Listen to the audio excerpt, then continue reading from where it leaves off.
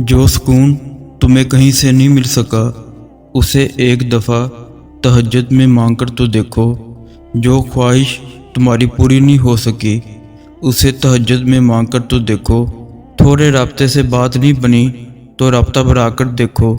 अल्लाह से मांगो, बार बार मांगो, तब तक मांगते रहो जब तक वो उस चीज़ को तुम्हारी झोली में नहीं रख देता या तुम्हारा दिल बदल नहीं देता।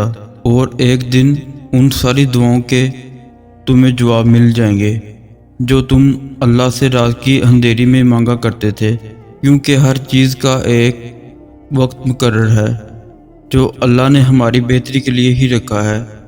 दुआओं की देरी से इस वक्त कभी कभार हम अल्लाह से मांगना छोड़ देते हैं, क्योंकि वो देने में देरी कर देता है और आप इतने बेचैन हो जाते हैं कि अल्लाह की औकात के बारे में सब कुछ भूल जाते हैं। ये भी भूल जाते हैं जिसने ये बुरा वक्त मुकर्रर किया है वो अच्छा वक्त भी तो ला सकता है। हमारे लिए अभी कुछ अच्छा नहीं है, लेकिन कुछ दिनों या सालों के बाद हमारे लिए सब बेहतर हो जाएगा।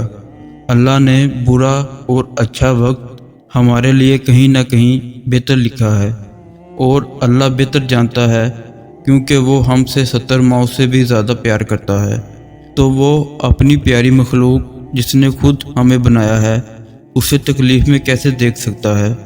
बस उस पर भरोसा करो और सब्र करते रहो।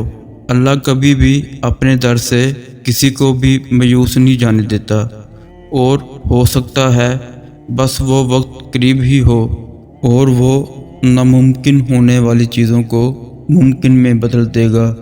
उसके लिए बस एक उन की बात है, क्योंकि जब अल्लाह अपने बंदे की मदद करने पर आता है तो बेशुमार और बेलौस अता करता है।